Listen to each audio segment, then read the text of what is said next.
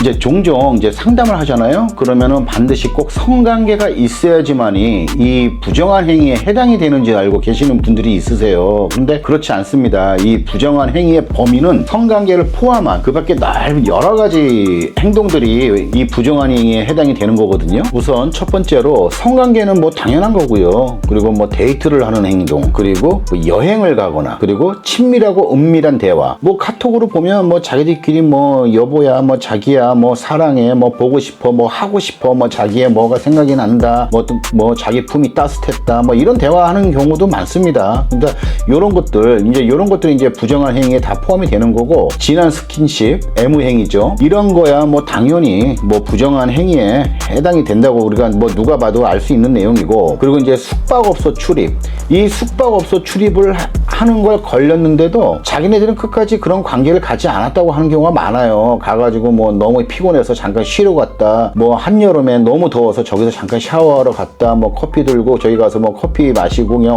온 게 전부였다. 얼마 전까지만 해도 이제 코로나 때문에 이제 많이 이제 좀 이제 영업 제한 같은 게 많이 걸렸었잖아요. 그래서 이제 자기네들이 뭐 늦게까지 있을 수가 없어, 어쩔 수 없이 갈 데가 없어서 뭐 숙박업소 들어가서 뭐 술하고 간단한 안주거리 사가서 이제 먹고 나온 것 뿐이다, 이제 이렇게 우기는 경우가 많은데, 이러한 것들 자체가 다 부정한 행위에 해당이 됩니다. 그리고 뭐 이제 함께 밤새기, 이제 이거는 예전에 한번 어떤 부부가 이제 있었는데, 이제 그 부부 중에 이제 남편이 한번 찾아온 적이 있었어요. 자기 아내가 이제 뭐 일출이 보고 싶다고 하면서 이제 같은 회사 직장 동료, 남자 동료하고 둘이 밤새고 거길 갔답니다. 강원도에 가서 이제 일출을 보고 왔대요. 그러면서 이것도 이제 부정한 행위에 해당이 되지 않느냐 했는데, 이거 부정한 행위에 해당되는 거 맞습니다. 뭐 그쪽에 이제 상간남은 이제 중간마다 이제 휴게소에 들려가지고 이제 자기네들이 이제 뭐 사 먹었다, 뭐 사 먹었다, 몇 시에 뭐 먹었다, 몇 시에 뭐 먹었다 하면서 그걸 자꾸 제출하고 냈는데, 실질적으로 그 사이사이에 뭔 행동을 했는지 우리는 알 수 없잖아요. 그런데 다만 이제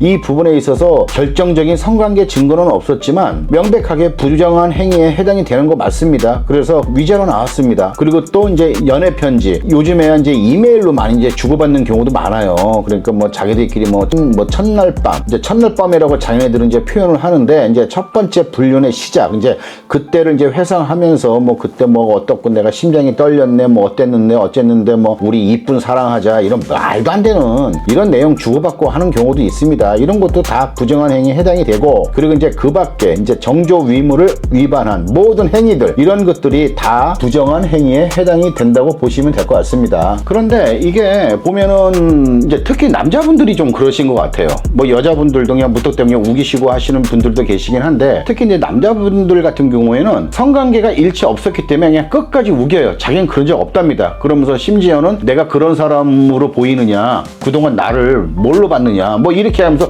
오히려 화를 내면서 그냥 욱박을 지르면서 자기 아내를 좀 오히려 의부증 걸린 여자 취급을 하는 경우도 있습니다. 근데 이거는 자기 혼자 그러는 건데, 이제 누가 보면 웃죠. 저거 정말 뻔뻔한 인간이다 하고 뭐 그렇게 되는 겁니다. 그렇다면 이제 이 부정한 행위에 대한 정의를 내린 판례가 하나 있습니다. 제가 요거 한번 알려드릴게요. 민법 840조 제1호 소정의 부정한 행위라 함은 배우자로서의 정조 의무에 충실치 못한 일체의 행위를 포함하며 이른바 간통보다는 넓은 개념으로서 부정한 행위 인지의 여부는 각 구체적 사안에 따라 그 정도와 상황을 참작하여 평가하여야 할 것이다 라고 했습니다. 그러니까 이제 여기서도 이제 그렇게 얘기하고 있습니다. 간통, 이제 성관계를 말하는 거죠. 이제 이 부분보다도 이제 더 넓은 의미의 모든 어떠한 정조 의무를 위반한 행위들은 다 부정한 행위에 해당이 될 수 있다, 이제 이런 얘기고, 이를 판단하는 범위의 기준은 이제 그 상황을 보고 이제 법원에서 이제 판단을 한다는 얘기거든요. 그러면 여기서 이제 우리가 이 사람들한테 내리는 어떤 위자료의 기준, 위자료의 판단 기준은 어떠한지 한번 제가 알려드릴게요. 유책 배우자에 대한 위자료 수액을 산정함에 있어서는 유책 행위에 이르게 된 경위와 정도,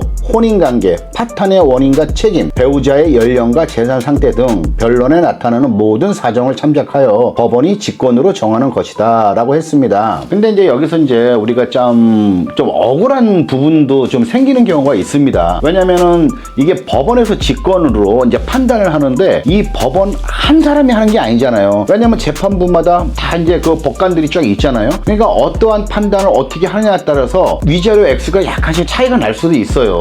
그렇기 때문에 이런 부분도 우리가 좀 감안을 하셔야 되거든요. 근데 제가 이 얘기를 왜 하냐면은 되면 이제 어떤 분들은 그런 분이 있어요. 내가 인터넷 어디를 찾아보니까 누구는 위자료를 얼마를 받았더라. 그러니까 나도 그 정도 받을 수 있지 않느냐. 근데 정작 막 보면 이분은 그렇게 받지 못하는 경우도 많습니다. 이제 그 위자료 책정을 하는 기준에서 상황이 다른 케이스와 다르기 때문에 그래요. 뭐 나이가 어리거나 아니면은 뭐 아이가 있거나 아니면은 그 유책의 어떠한 그 범위 이런 부분도 좀 다를 수 있고 이 기간도 다를 수 있고 다 다르거든요. 그러면은 또 예를 들어서 만약에 불륜을 저지른 상대방이 나이가 아주 어리거나 이렇게 돼버리면은 또 그 나이에 맞게 또 위자료가 책정이 되는 경우도 많습니다. 그래서 이러한 것들을 모두 판단해서 이제 위자료가 이제 나오게 되는데요. 그러니까 이 부분 잘 알고 참고하시면 되겠습니다.